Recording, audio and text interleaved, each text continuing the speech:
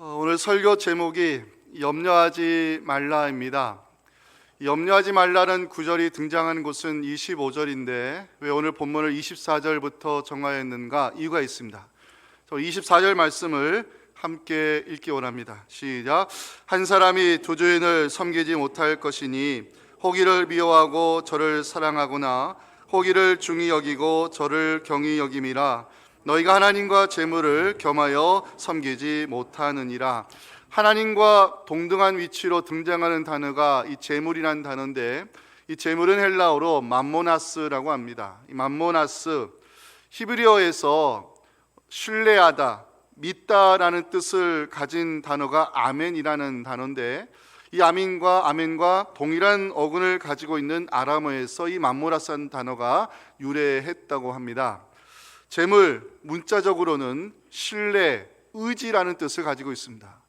고대로부터 사람이 가장 신뢰하고 의지하며 살아온 것이 재물임을 알 수가 있습니다. 영어의 재물을 가리키는 맘몬이라는 단어가 바로 헬라어 맘모나스에서 시작이 됐습니다.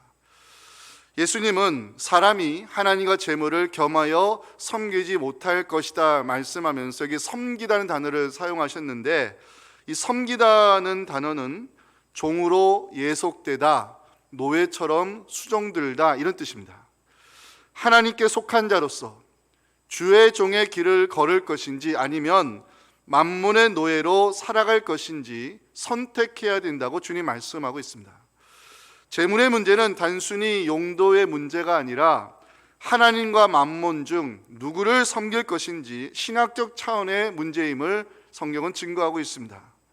예를 들어서 용돈으로 주신 10,000원짜리와 그 용돈을 주신 아버지는 비교 개념이 아닌 비등가 개념입니다. 그런데 사람은 하나님과 돈, 재물을 주신 분과 재물, 창조주 하나님과 물질을 수시로 저울질하면서 상황에 따라 선택합니다.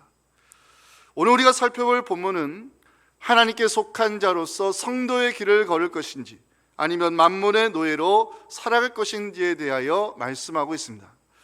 본문에는 만몬의 노예로 살아가는 인간의 삶이 어떠할 것인가, 그 삶의 내용을 25절에서 알려주고 있습니다. 함께 읽어보기 원합니다. 시작. 그러므로 내가 너희에게 이르노니 목숨을 위하여 무엇을 먹을까, 무엇을 마실까, 몸을 위하여 무엇을 입을까 염려하지 말라. 목숨이 음식보다 중하지 아니하며 몸이 의복보다 중하지 아니하냐. 주님은 여기서 염려하지 말라고 단호하게 말씀하고 있습니다. 왜냐?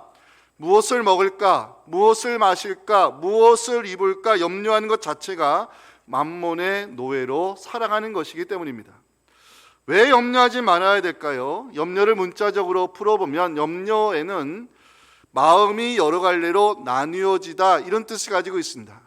여러분 머릿속에 염려라는 단어를 한자로 써보시면 두 글자 모두 마음 심자가 들어가 있습니다. 사람의 마음을 갈라지게 하고 걱정, 근심, 불안 속에 살게 하는 것 염려 때문입니다. 질문을 던져봤습니다. 우리는 왜 염려하며 살고 있을까요? 저는 그 답을 골로새서 3장 5절 마지막에 나오는 이 구절에서 찾게 됐습니다. 탐심은 우상숭배니라. 인간이 염려하며 살아가는 이유, 탐심 때문입니다. 무엇을 먹을까, 무엇을 마실까, 그 시작은 인간의 탐심 때문이고 결과는 하나님을 마음에서 밀어내고 만몬을 신처럼 섬기는 우상숭배로 나타날 수 있음을 성경은 경고하고 있습니다. 예수님은 염려하지 말라 말씀하면서 우리는 하나님의 돌보심을 받는 주님의 귀한 자녀임을 잊지 말라고 26절에서 강조하고 있습니다. 우리 말씀 함께 읽겠습니다. 시작. 공중의 새를 보라. 너희 하늘 아버지께서 기르시나니 너희는 이것들보다 귀하지 아니하냐. 아멘. 또한 주님은 염려해서 안 되는 이유 중에 하나로 염려는 우리에게 아무런 도움이 되지 않는다고 27절에서 말씀하고 있습니다. 너희 중에 누가 염려함으로 그 길을 한 자라도 더할 수 있겠느냐. 하나님께 택함 받은 성도, 만몬의 노예로 살아서는 안 되고 이방인처럼 구해서도 안 되며 우리의 필요를 아시는 하나님을 믿어야 된다라고 31절, 32절에서 증거하고 있습니다.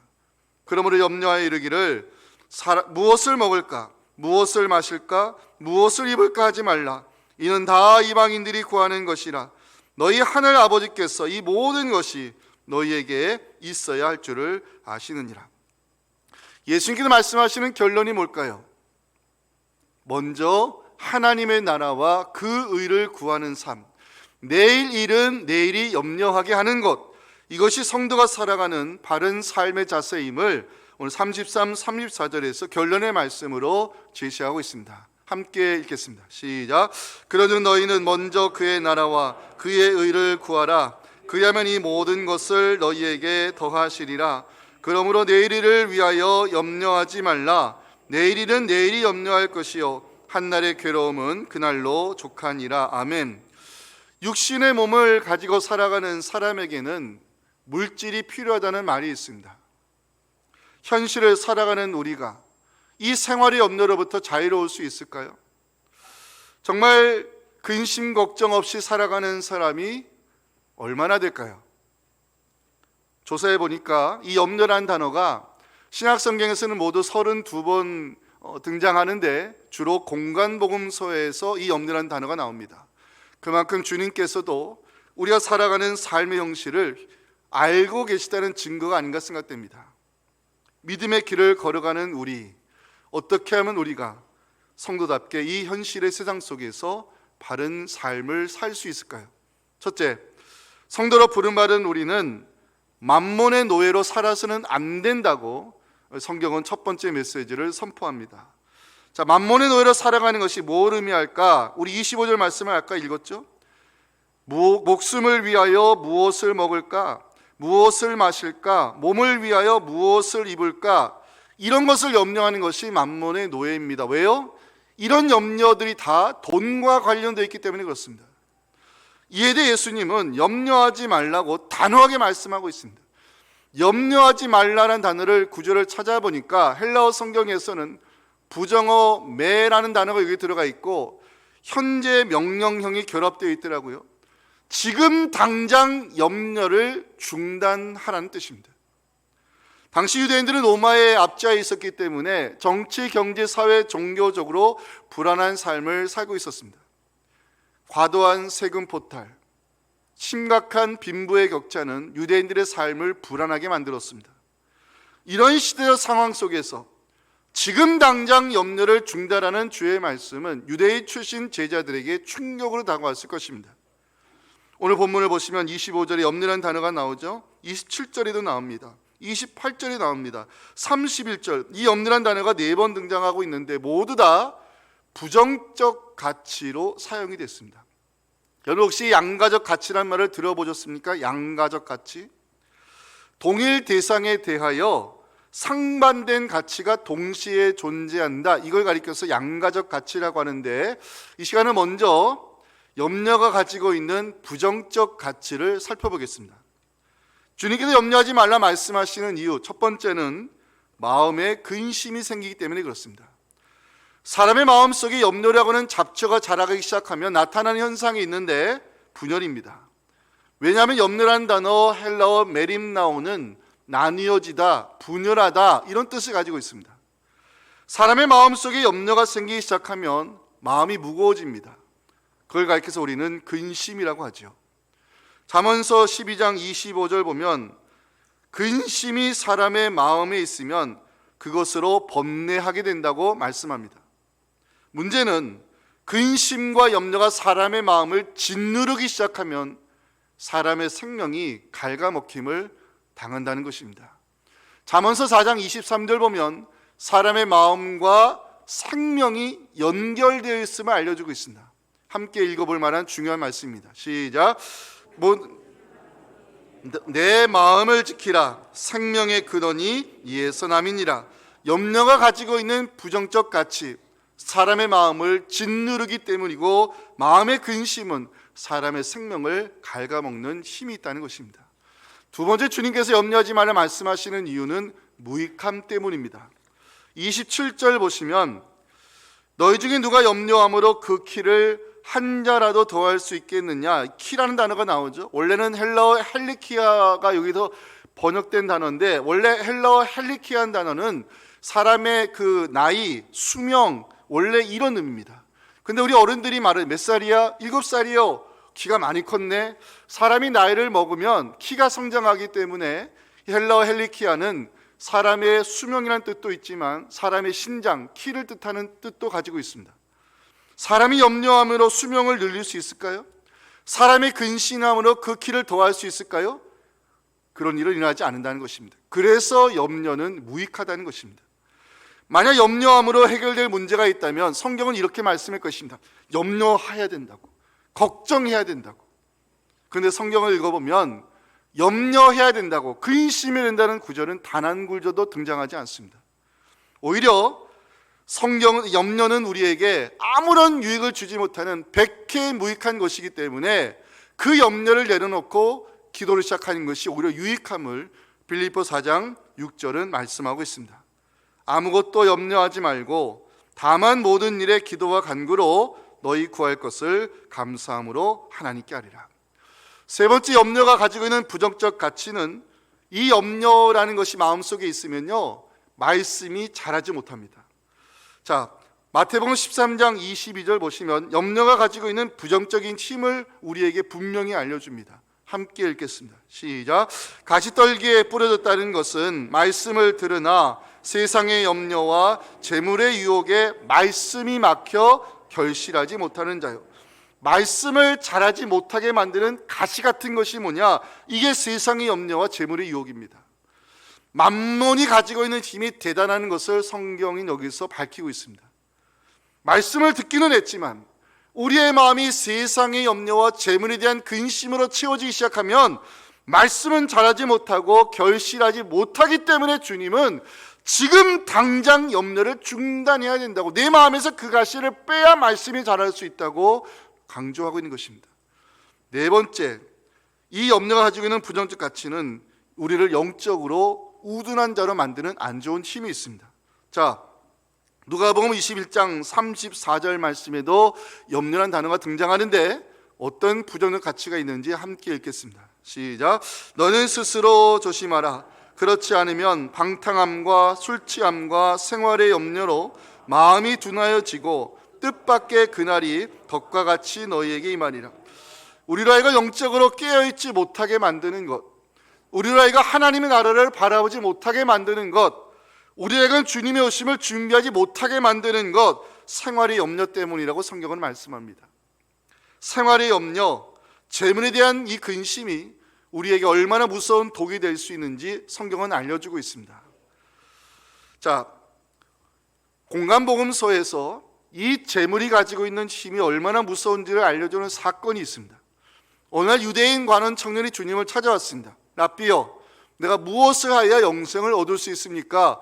구원의 문제를 가지고 이 청년이 주님과 대화를 시작합니다. 이 청년을 봤더니 어렸을 때부터 율법을 열심히 지켜왔고 나름대로 유대인으로 살려고 노력해온 사람이었습니다.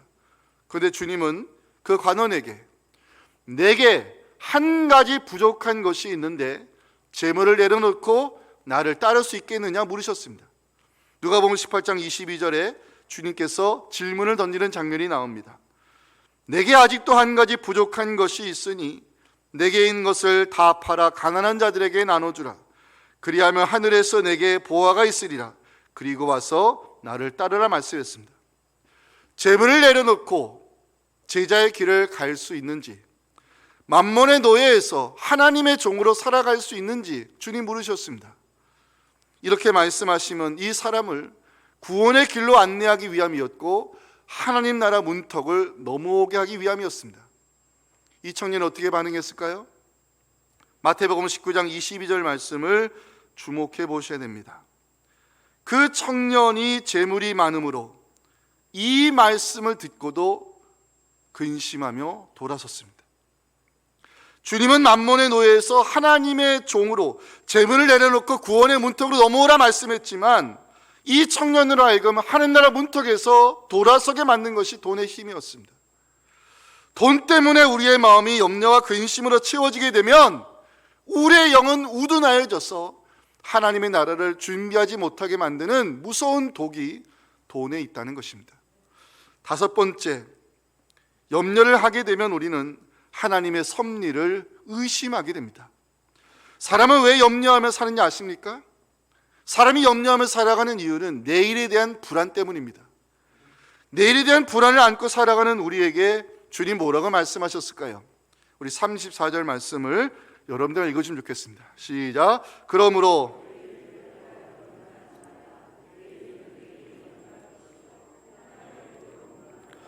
잘 들으시 바랍니다. 내일을 염려한다는 것은 하나님의 인도하심을 신뢰하지 못하는 믿음의 부족이고 하나님의 섭리하심을 의심하는 불신앙입니다. 장로교가 채택한 웨스트민스터 신앙고백서 5장 1절에 보면 하나님의 섭리를 이렇게 설명합니다.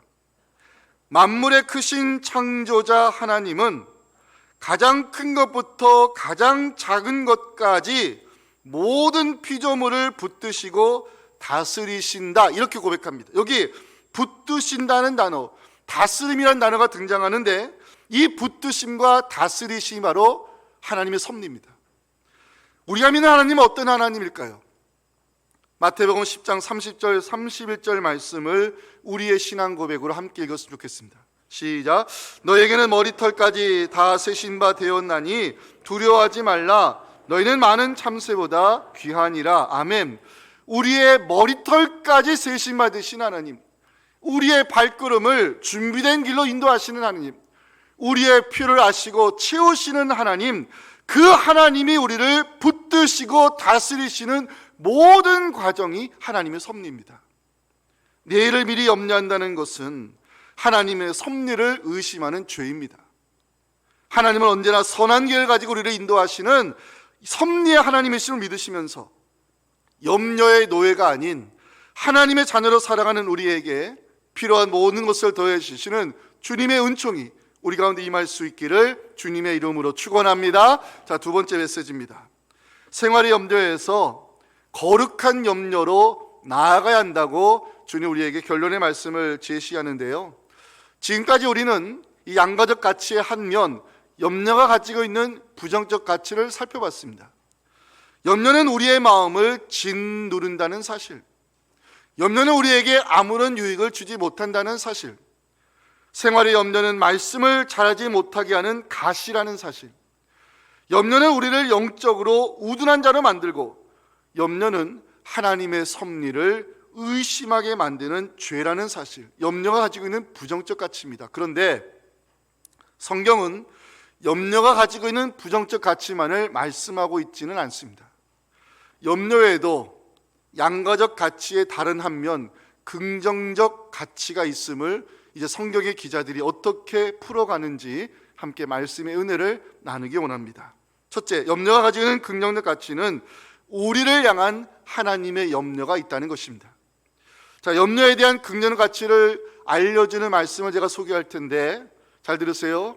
여러분, 마음이 힘들 때 또는 내 삶이 무너지려 할 때 이 말씀을 여러분들이 묵상하면서 힘을 내시기 바랍니다. 제가 참 좋아하는 말씀인데 베드로전서 5장 7절 말씀을 우리 두 번 읽겠습니다. 시작. 너희 염려를 다 주께 맡기라. 이는 그가 너희를 돌보심이라. 한 번 더요. 너희 염려를 다 주께 맡기라. 이는 그가 너희를 돌보심이라. 아멘. 자녀를 향한 부모의 염려는 사랑으로 나타납니다. 이게 은혜입니다. 코로나 때문에 주일학교 나오지 못하는 그 자녀들을 위한 이 주일학교 선생님들의 염려는 중보기도로 나타납니다. 이게 은혜입니다. 우리를 향한 하나님의 염려, 돌보심으로 나타난다고 성경은 말씀합니다. 이게 은혜입니다. 제가 좋아하는 이 찬양 중에 은혜라는 찬양이 있습니다. 내가 누려왔던 모든 것들이, 내가 지나왔던 모든 시간이, 내가 걸어왔던 모든 순간이 당연한 것 아니라 은혜였어. 아침 해가 뜨고 저녁에 노을이 지고 봄에 꽃향기가 날리고 가을에 열매가 맺히고 이런 변하는 계절의 모든 순간도 당연한 것 아니라 은혜였어. 모든 것이 은혜, 한없는 은혜, 내 삶에 당연한 것 하나도 없었던 것을 모든 것이 은혜였어.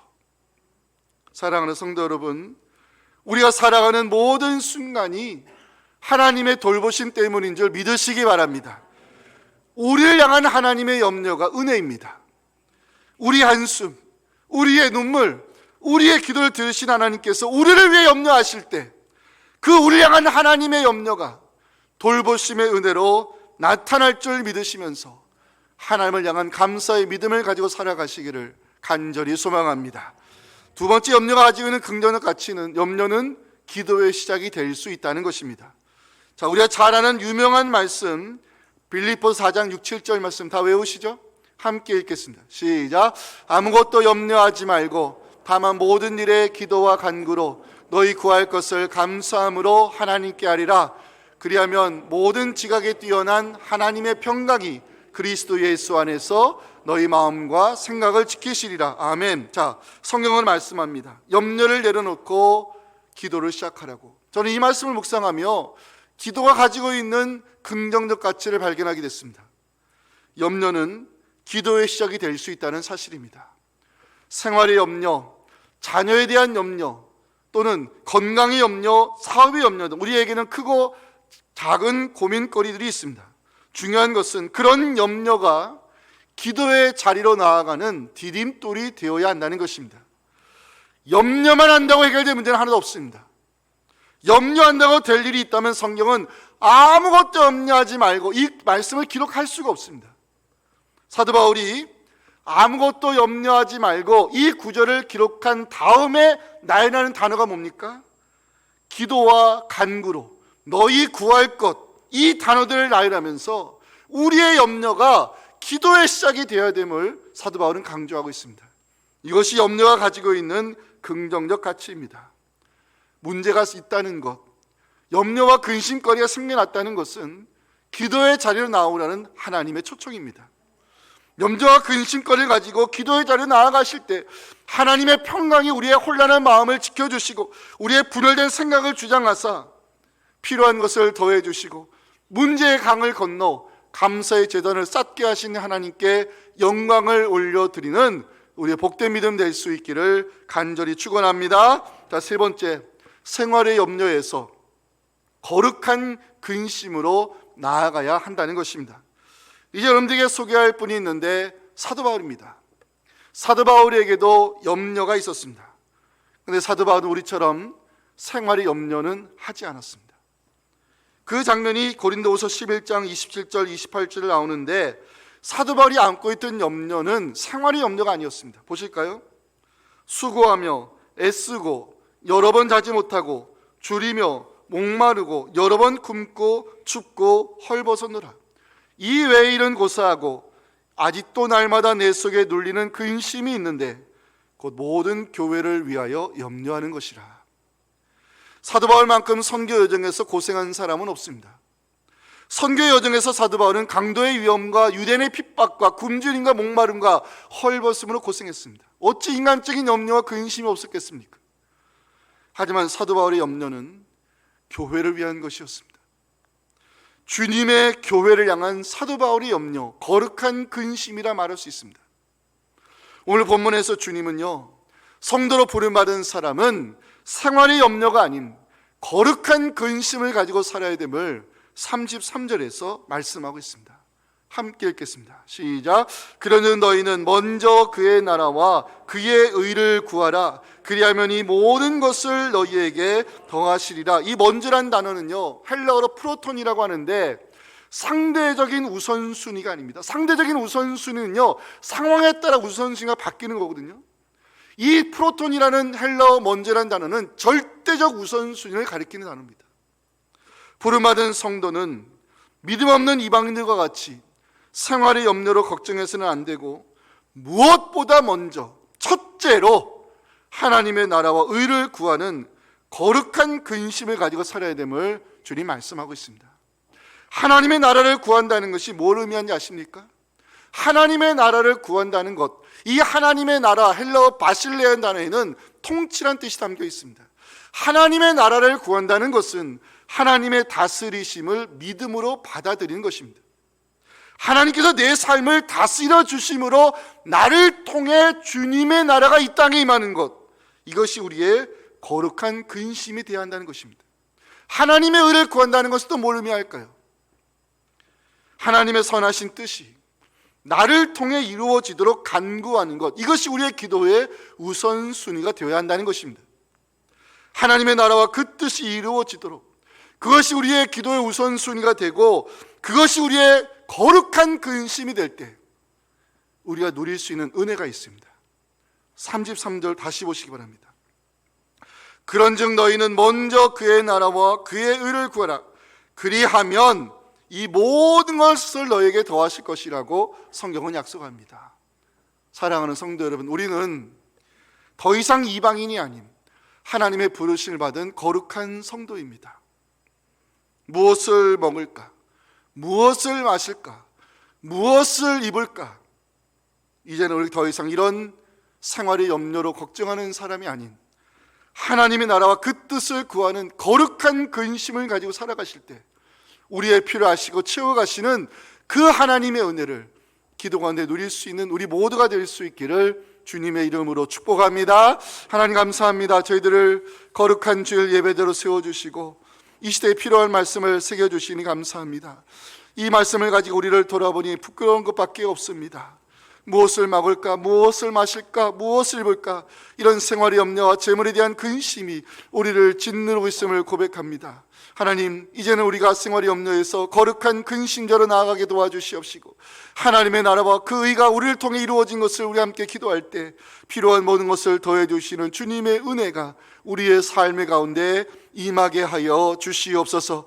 예수님의 이름으로 기도하옵나이다. 아멘. 지금도 살아계셔서 언제나 우리의 이름을 불러가시며 우리를 기도 가운데 도우시는 우리의 유일한 중보자 예수 그리스도의 은혜와 이제는 생활의 염려에서 거룩한 근심을 가지고 살도록 도와주시는 하나님 아버지의 큰 사랑과 성령의 역사하심이 오주신 말씀 가지고 삶의 자리로 돌아가 이제는 더 이상 만몬의 노예가 아닌 믿음의 길을 걷는 성도로서 생활의 염려자가 아닌 거룩한 근심자로서 하나님의 나라와 그 의가 우리를 통해 이루어지기를 소망하는 사랑하는 성도들의 가정과 우리 자녀들의 신앙과 여름 사역과 교회 공동체 위에 지금부터 영원토록 함께 하시기를 간절히 축원하옵나이다. 아멘.